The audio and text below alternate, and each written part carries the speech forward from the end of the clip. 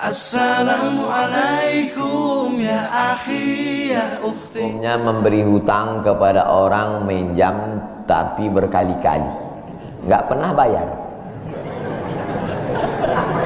Apakah kita termasuk orang yang menzolimi dengan tidak mendidik orang tersebut menjadi mandiri? Karena sepertinya tak pernah mandiri dan tidak berniat untuk melunasi. Ayat yang paling panjang dalam Al-Quran, surat Al-Baqarah 282, satu lembar. Bukan tentang puasa, bukan tentang sholat, bukan tentang baca Quran, bukan tentang zikir, tapi ayat yang paling panjang tentang bayar hutang. Sholatnya banyak, puasanya banyak, zikirnya banyak, baca Qurannya khatam, tapi kalau bayar utang tak dibayar, di akhirat kau akan cari dia. Oleh sebab itu ada orang mati syahid. Oh, mati syahid. Orang mati syahid gak merasakan sakratul maut. Orang mati syahid gak merasakan azab kubur. Orang mati syahid tidak merasakan hisab. Orang mati syahid langsung masuk surga. Ilat dain, kecuali hutang. Makanya kalau ada orang menagih hutang, itu dia bukan pelit, dia sedang menyelamatkan saudaranya dari makan haram. Makanya datang ke rumah dia. Habis pengajian nih langsung datang. Assalamualaikum, waalaikumsalam. Kau mau menagih ya? Aku bukan mau menagih, tapi menyelamatkanmu, anak cucumu, istrimu, tetanggamu dari makan haram. Ya ayyuhalladzina amanu, hai orang-orang yang beriman, hai orang yang percaya bahwa setelah mati dia akan hidup lagi menghadap Allah. Idza tadayantum bidainin, kalau kau menjalin transaksi hutang piutang, ila ajalim musamma, sampai ke batas waktu tertentu, faktubuh, tulis, saya pinjam kepada kamu 500.000, akan saya bayar pada bulan Mei. Tahunnya jelas. Ya, banyak juga bulan Mei, maybe yes, maybe no. Bulan berapa? Bulan Mei tahun 2020. Oke. Sekarang bulan Maret.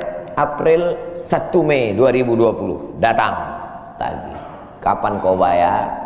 Mohon maaf aku nggak bisa, istriku baru meninggal, anakku pun sakit. Itu jangan kau cerita panjang lebar, tak tahan air mata aku mau menetes. Kalau dia dalam kesulitan, fanaziratun ila maisarah, tunggu sampai dia lapang. Maisarah artinya lapang. Tunggu sampai dia lapang. Setelah dia lapang, datang lagi bulan Juni. Kapan kau bayar? Aku belum bisa. Nampaknya lebih banyak ongkos minyak aku daripada uang yang kutagih. Yang paling bagus, wa antasaddaqu khairul lakum, kau sedekahkan itu lebih baik. Karena aku pun makin datang makin kumat darah tinggiku, kolesterolku pun makin naik. Jadi untuk yang 500.000 itu ku sedekahkan aja lah, ambil. Tapi yang menghafal ayat ini yang ngasih pinjaman, bukan yang minjam. Sekarang banyak salah hafal, yang minjam pula yang hafal. Begitu kita tagih, kapan kau bayar? Wa anta saddaqu khairul lakum, kau sedekahkan itu lebih baik. Itu ayat aku. Ayat kau 8282.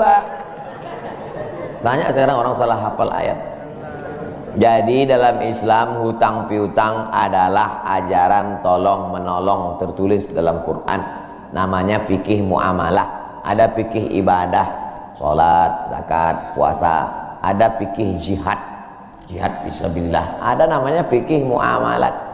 Hutang piutang, gadai menggadai, pinjam meminjam, murabahah, mudharabah, bagi hasil. Maka hutang piutang ini cara tolong menolong. Jangan sampai dihilangkan. Tapi kalau tidak mendidik, maka Islam bukan agama yang memanjakan orang. Ada anak yang kurang ajar kepada orang tuanya. Bagaimana caranya berbakti kepada orang tua yang telah wafat? Apakah anak ini masih dapat ampunan Allah Subhanahu wa taala? Datanglah seorang bapak mengadu kepada Umar bin Khattab. Assalamualaikum Khalifah Amirul Mukminin Umar bin Khattab. Waalaikumsalam. Ini anak saya kurang ajar, tolong dihajar dulu. Kata Umar bin Khattab orangnya bijaksana. Dia tidak mau main pukul, dia tanya dulu, kenapa kau kurang ajar pada bapakmu? Hai Umar bin Khattab, kata anaknya, ya. Apakah seorang anak itu punya hak terhadap bapaknya? Ya. Apa hak anak? Mencarikan ibunya yang solihah, memberikan nama yang baik, memberikan makanan yang halal. Itu hak anak. Kata anaknya, ibuku tidak baik, makanku tidak halal, namaku pun tak baik. Apa kata Nabi kepada bapaknya? Apa kata Umar kepada bapaknya? Laqad aqaqtahu qabla an ya'aqqa alaik. Sebelum anakmu durhaka kepadamu, kau sudah durhaka duluan kepada anakmu. Jadi kalau begitu, ada anak durhaka, ada bapak Ini jangan sampai anak bapak tahu. Nanti dia pulang, anak durhaka kok. Dia senyum, kau bapak durhaka. Ibunya tak baik, namanya tak baik, makannya tak baik. Kasih dia nama yang baik, kasih dia makan yang halal. Kadang-kadang kenapa otaknya tak lurus? Karena makannya tak halal. Dikasih dia makan riswah, makan sogok, makan haram. Kenapa kau kasih makan haram? Gimana lah Pak Ustadz, yang haramnya aja pun payah. Astagfirullah. Allah sediakan alam semesta begitu banyak yang halal. Kenapa kau kasih dia makan haram? Jangan pernah kasih anak makan haram. Pesan kakek saya, datuk saya, kalau bahasa kampungnya grandfather. Cucuku 40 orang, yang satu ini jangan sekolah umum. Maksudnya saya tak dikasih sekolah umum, maka saya tak pernah sekolah umum. Sekolah ibtidaiyah, sanawiyah, aliyah, al-azhar, Maroko, Sudan. Tak pernah sekolah umum. Cucuku yang ini jangan sekolah umum, jangan kasih makan haram, nanti otaknya gelap. Cucuku yang ini jangan kalian kasih makan haram, nanti otaknya gelap. Pesan itu disampaikan almarhumah mak saya ke saya. Kau pun nanti anak kau jangan kau kasih makan haram, nanti otaknya gelap. Kalau sudah otak gelap, tak bisa membedakan mana tiang, mana orang. Sifatnya kembali gitu. Nah, jangan sampai anak kita durhaka gara-gara kita bapak yang durhaka. Kalau anak sudah durhaka, meninggal orang tuanya, setelah itu dia bertobat, bagaimana cara minta ampunnya? Maka dia bersedekah. Mana dalilnya? Seorang sahabat datang menjumpai Nabi. Ummi matat, ibu saya sudah meninggal. Apa atasaddaqu anha? Kalau saya bersedekah, apakah pahalanya sampai kepada almarhumah ibu saya? Kata Nabi, tasaddaq, bersedekahlah, sedekahmu sampai. Maka wahai anak-anak durhaka yang sudah mati ibu dan bapakmu, maka datang kau habis pengajian ini langsung ke tempat anak yatim, panti jompo, sekolah-sekolah, pondok pesantren. Tanya Pak Kiai, Pak Kiai, apa yang kurang di pesantren ini? WC. Karena pesantren santrinya 1000, WC-nya 2. Bayangkan panjang antriannya. Berapa yang keluar dalam celana? Saya bangunkan WC, pahalanya mengalir untuk almarhumah. Maka pagi, petang, siang, malam mengalir pahalanya. Sedekah. Ayu sedekatu afdal. Apa sedekah yang paling afdal? Saqiyul ma', memberi air minum. Sedekah yang paling afdal, kasih air minum. Saya ceramah di Banjarmasin, di depan rumah seorang pejabat. Itu ada kulkas tapi nggak sampai beku, freezer. Setiap dipencet keluar air dingin. Gelasnya dikasih pakai rantai besi, takut dilarikan tukang ambil aluminium. Buat wakaf untuk almarhumah. Nah, itu bagus kan. Saya ceramah di Malaysia, di pintu masjid itu ada kotak box. Kalau kita ambil satu botol, keluar botol baru. Ambil satu botol, keluar botol baru. Wakaf untuk, itu bagus, sedekah. Jangan sedekah teh botol, nanti dia kena diabetes. Air putih, ini bagus, mengalir. Sedekah sumur bor, pergi ke masjid, putar keran nggak ada air, tanya pengurus masjid, Pak pengurus, ya mana sumur bor? Nggak ada, saya buatkan. langsung bunyi. Itu berarti cash itu.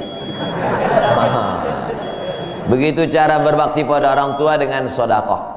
Tapi Pak Ustadz, saya jangankan sedekah, makan saya pun Senin Kamis Pak Ustadz doa, Allahumma ighfir lahu warhamhu wa'afihi wa'fu anhu, bangun tengah malam, Rabbighfirli wa li walidayya warhamhuma kama rabbayani shaghira. Apa itu bid'ah? Bid'ah membuat sesuatu yang tidak dibuat oleh Nabi Muhammad SAW. Tidak ada dalilnya dari 3 aspek: qauli, fi'li, taqriri. Perbuatan yang tidak ada dalilnya bid'ah. Jangan dikatakan perbuatan yang tidak dibuat Nabi bid'ah. Perbuatan yang tak ada dalilnya bid'ah. Karena kalau dikatakan yang tidak dibuat Nabi bid'ah, Nabi tidak pernah pakai peci. Tunjukkan saya mana hadis Nabi pakai peci. Berarti peci ini bid'ah. Nabi mimbarnya tangganya dari depan. Ini masjid tangganya dari belakang. Berarti mimbar ini bid'ah.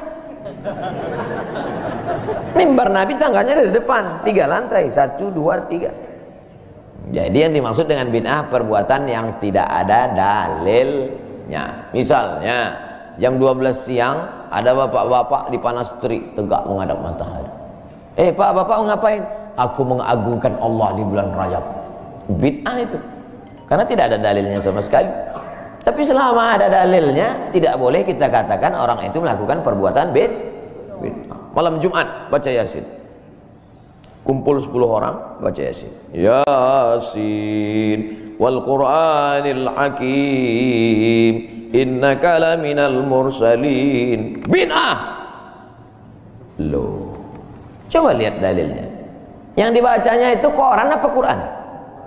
Quran. Baca Quran apa pahala? Yasin itu Quran atau enggak Quran? Quran.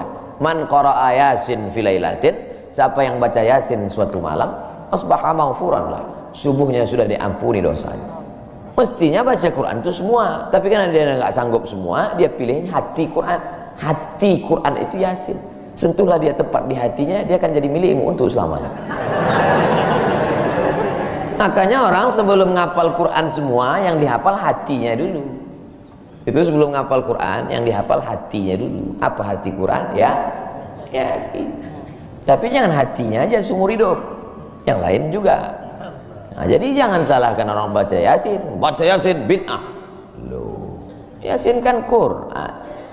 Baca Yasin malam Jumat nggak masalah. Seumur hidup baca Yasin masalah. Karena banyak surat yang lain. Baca juga Al-Fatihah, Al-Baqarah, Al-Nisa, Ali Imran, An-Nisa, Al-Maidah, Al-An'am. Nah, jadi mudah. Perbuatan tidak ada dalilnya bid'ah. Selama ada dalilnya tidak bid'ah. Assalamualaikum ya akhi ya ukhti.